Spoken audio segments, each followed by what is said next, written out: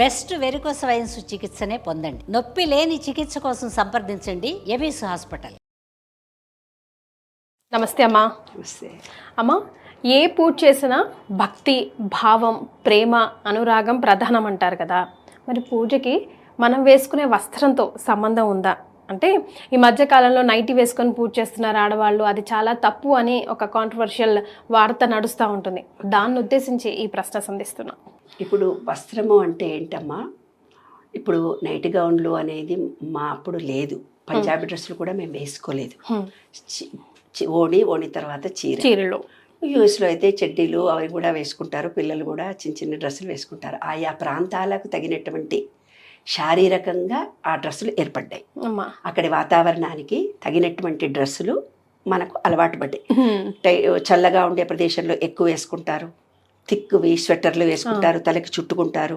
వేడి ప్రాంతంలో ఉండేవాళ్ళు చాలా లైట్ డ్రెస్సులు, చేనేత దుస్తులు వేసుకోవడము. అలాగే రాను రాను ఏమైపోయిందంటే స్త్రీలకు కొంచెం కంఫర్టబుల్గా ఉండేది పాశ్చాత్య దేశం నుంచి మనకు నైట్ గౌన్లనే వచ్చినాయి. ఆ వచ్చిన తర్వాత పంజాబీ డ్రెస్సులు వేసుకునే వాళ్ళు, చీరలు కట్టుకునే వాళ్ళు కూడా నైట్ గౌన్లు వేసుకుంటారు. నైట్ గౌన్లు వేసుకున్నంత మాత్రాన అదే పూజ చేస్తున్నారు అని అంటే తప్పేమీ కాదు. ఎందుకంటే నువ్వు వేసుకున్న వస్త్రము పొద్దున్న నుంచి వేసుకున్నదా, అది అప్పుడే వేసుకున్నదా, అది ఆ నైట్ గౌన్లో పూజ చేస్తున్నప్పుడు చూసే వాళ్ళ భావన వేరుగా ఉంటుంది నాన్న.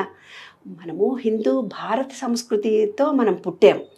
ఇప్పుడు నేను ఒకరోజు ఎవరితోటో అన్నాను, పంజాబీ డ్రెస్ వేసుకున్నాను, పోయి వీడియోలో మాట్లాడనా అంటే, అయ్యో బాగుండదు మేడం, మీరు చీర కట్టుకుంటేనే బాగుంటుంది అని అన్నారు. యుఎస్ నుంచి ఆ రోజే వచ్చాను నేను. అప్పుడు నాకు చీరలు అవి నాకు అందుబాటులో లేవు. నేను పంజాబీ డ్రెస్ వేసుకొని పోతానంటే, వద్దమ్మా నువ్వు చీరనే కట్టుకోవాలన్నారు. ఎందుకు ఆ భావన కలిగింది మనకు? మన భారతీయ సంస్కృతిలో ఒక డ్రెస్ వేసుకుంటే ఆ గౌరవం వేరు, ఆ చూసే చూపులో భావన వేరు. ఏమ్మా, మనం కూడా నైట్ గౌన్ వేసుకున్నప్పుడు మనలో కూడా ఫీలింగ్ అంత బాగుండదు. మీరు వేసుకున్న వాళ్ళు కంఫర్ట్ కోసమే వేసుకున్నారు, కానీ అక్కడ పూజ చేసేటప్పుడు ఏదో వెలితిగా వాళ్ళ మనసులో ఇంటర్నల్గా ఉంటుంది. ఎందుకంటే మనం ఒక శాస్త్రీయ పద్ధతికి అలవాటు పడ్డాం. ఆ పద్ధతికి అలవాటు పడి ఆ రోజు మళ్ళీ ఇంకో నెక్స్ట్ పూజ చేసుకోగానే ఆమె ఆఫీస్కి వెళ్ళాలి. ఆ చీర కట్టుకుంటే బయట ఎంతో రెండోసారి కట్టుకున్నదో మూడోసారి కట్టుకున్నదో అది నా మలినమైన చీరనో ఆమెకి ఇష్టం లేదు. ఇంకో చీర కట్టుకుంటే మళ్ళీ అక్కడ పడేస్తే అది బొత్తుకోవాలి, డబుల్ పని అవుతుంది. ప్రాక్టికల్గా ఆ స్త్రీ ఆలోచించిందే తప్ప ఆమె మనసులో కూడా అయ్యో నేను నైట్ గౌన్ వేసి పూజ చేస్తున్నానే అన్న ఫీలింగ్ ఉందమ్మా. తప్పనిసరిగా మన భారతీయ సంస్కృతిలో ప్రతి మహిళకి ఆటోమేటిక్గా ఉంటుంది. చూసే వాళ్ళ ధోరణిలో, ఆలోచించే ధోరణిలో కొంచెం ఆ డ్రెస్ మీద ఇన్ని కామెంట్స్ జరుగుతున్నాయి ఇప్పుడు. కాబట్టి ఆమె కంఫర్ట్ చూసింది. ఈ డ్రెస్ కనుక నేను వేసుకొని పూజ చేసుకుంటే మళ్ళీ ఆఫీస్ డ్రెస్ వేసుకొని పోవచ్చు. ఆఫీస్లో ఎవరెవరో ముట్టుకున్న డ్రెస్సో పట్టుకున్న డ్రెస్సో దాని మీద ఏదో నెగిటివ్ ఉంటే పూజా గదిలోకి పోకూడదు కదా. ఇప్పుడు వేసుకున్న తర్వాత మళ్ళీ ఇది పడేసేసి ఉతికినా ఉతుకొచ్చు, లేకపోతే రాత్రికి వచ్చి ఇదే వేసుకోవచ్చు. కానీ నైటీ ఓన్లీ నైట్ వేర్ అని తెలుసు కదా, అది పూజకి ఎందుకు పనికి వస్తుంది, పనికి రాకూడదు కదా. ఆ నిమిషంలో ఒక డ్రెస్ వేసుకొని పూజ చేసుకొని స్నానం చేసింది, ఆ నైట్ గౌన్ వేసుకొని పూజ చేసింది, మళ్ళీ ఇంకో డ్రెస్ వేసుకొని ఆఫీస్కి వెళ్ళాలి కదా. వెనుకటి కాలంలో అంటే రాత్రి వేసుకునే డ్రెస్సు, పగలు వేసుకునే డ్రెస్సు, మధ్యాహ్నం వేసుకునే డ్రెస్సులు వేరే ఉండేవి.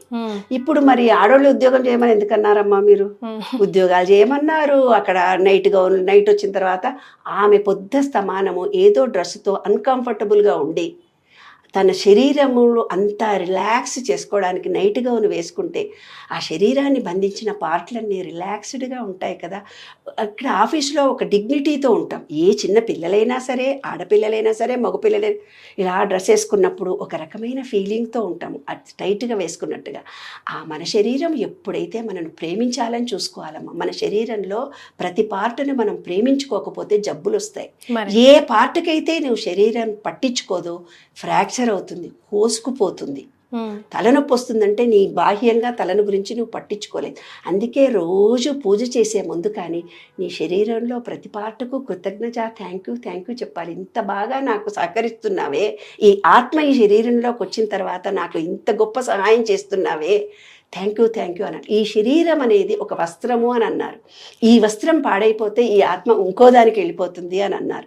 కాబట్టి ఈ ఆత్మకి ఈ శరీరం అనే వస్త్రము మనకు వచ్చిన తర్వాత దాన్ని ప్రేమించాలి. ఆ ఆత్మ అనుకుంటుందట ఎప్పుడు చూసినా ఏడుస్తూ బాధలు కష్టం, ఇటువంటి దానికోసం ఈ జన్మ ఈ శరీరాన్ని ఇచ్చాను, వేస్ట్ ఈమెకి ఇవ్వద్దు అనుకొని రోగం వస్తుందంట మనకి. కాబట్టి రిలాక్సేషన్ అనేది ఎలా వచ్చింది, ఆమె వేసుకునే డ్రెస్ వల్ల ఆమె శరీరాన్ని కంఫర్ట్గా చూసుకొని దాన్ని ప్రేమించింది కాబట్టి వేసుకుంది. ఆమె కంఫర్ట్గా ఉన్న డ్రెస్ ఆమె వేసుకుంది. అట్లంటే మగవాళ్ళు ఇప్పుడు చెడ్డీలే వేసుకుంటున్నారు కదా, మనకు కూడా చూసేందుకు కొంచెం అట్టిట్ట అన్ఈజీగానే ఉంది కదా, అయినా చూస్తున్నామా లేదా ఫ్యాషన్ అని. కానీ అమ్మ మీరే అంటారు కదా, పూజలో ముఖ్యంగా ఆ పాజిటివ్ ఎనర్జీ రిసీవ్ చేసుకోవాలంటే పట్టు వస్త్రాలకి ఆ పవర్ ఎక్కువ ఉంటుంది. కాటన్, సింథటిక్ అండ్ కరెక్ట్ మాట. వ్రతాలు చేసుకున్నా, హోమాలు చేసుకున్నా, గుడికి వెళ్ళినా పట్టు వస్త్రము, తడి వస్త్రముతోటే ఎనర్జీ మన బాడీకి వస్తుంది. శివరాత్రి రోజు తడి బట్టలతో తిరిగినప్పుడు వాళ్ళకి ఎనర్జీ తొందరగా వస్తుంది. అలాగే మనం వేసుకున్న డ్రెస్ పట్టు వస్త్రంతోటే పూజ చేయాలి. చండీ హోమాలు కానీ, వరలక్ష్మి పూజలు కానీ, ఏమన్నా పట్టు వస్త్రం ఉందా కట్టుకొని రండి పూజ చేయండి అంటారు. మనం పెట్టకపోతే పుట్టింటి వాళ్ళు పెట్టాలి అంటారు, లేదంటే ఎవరో బిడ్డలో ఎవరో పెట్టాలి అంటారు. ఆ శాస్త్రం పెట్టింది అందుకే. వాళ్ళ దగ్గర లేకపోతే వేరే వాళ్ళన్నా బొట్టు పెట్టిస్తే అది కట్టుకోవాలి అనేది ఉద్దేశం. మరి పట్టు వస్త్రం కట్టుకుంటే భగవత్ శక్తి మనకు వస్తుంది. ఆ అనంత విశ్వ చైతన్య శక్తి మనలో నిబిడీకృతం అవుతుంది. మనలో ఉండే పంచభూతాలు యాక్టివేట్ అవుతాయి. మనం ఎంత పాజిటివ్ ఎనర్జీతో ఉంటారో వాళ్ళకి అన్ని కోరికలు తీరుతాయి. ఇప్పుడు ఎప్పుడు చూసినా నెగిటివ్ మాటలు మాట్లాడుకుంటే ఉంటారు నాన్న. ఎప్పుడు వాడేం జరుగుతుంది, ఇప్పుడు మాకు తెలిసిన ఫ్యామిలీలో భర్త ఎప్పుడు నెగిటివ్నే మాట్లాడతాడు. ప్లంబర్ దొరుకుతాడు అంటుంటాడు అబ్బాయి. నీకెందుకండి, నేను ప్లంబర్ని పిలుస్తాను, బయటకు నిలబడుతుంది అమ్మాయి. ప్లంబర్ దొరుకుతాడు నాకు అనుకోని వెళ్తుంది. అక్కడ ఎవరో రోడ్డు మీద పోతుంటాడు, ఎవరమ్మా ఎవరు బాబుని అంటే నేను ప్లంబర్నమ్మా అంటాడు. నాకు ప్లంబర్ దొరకడు అని మొగుడు నిలబడ్డాడు. ఈ అమ్మాయి నాకు దొరుకుతుంది, ప్లంబరే కావాలని మనసులో అనుకుంది, వెళ్ళిపోతున్న అబ్బాయి నేను ప్లంబర్ని అన్నాడు. అదే నెగిటివ్ ఆలోచనతో నాకు ఎవరు సహాయం చేయరు ఇవాళ అనుకుంటే ఎవరు సహాయం చేయడు. నా దరిద్రం ఇంతే నా జీవితము అనుకున్న వాళ్ళకి అలాగే ఉంటుంది. నెగిటివ్ మాట మీలో ఉన్నప్పుడు, నెగిటివ్ భావాలు మీలో ఉన్నప్పుడు ఏ డ్రెస్సు వేసుకున్నా కూడా పాజిటివ్ ఎనర్జీ రాదు తల్లి. నైట్ గౌన్లు కాదు, పట్టు చీరలు కాదు, ఏం వేసుకున్నా. కాబట్టి పాజిటివ్ థింకింగ్ ఉండాలి, విశ్వం మీద నమ్మకం ఉండాలి, విశ్వాసం ఉండాలి, ప్రేమ ఉండాలి, ఎదుటి మనిషిని ప్రేమించగలగాలి, పాజిటివ్గా మాట్లాడాలి. అప్పుడు మీకు ఎనర్జీ వస్తుంది. సూపర్ అమ్మా, well said. Thank you so much.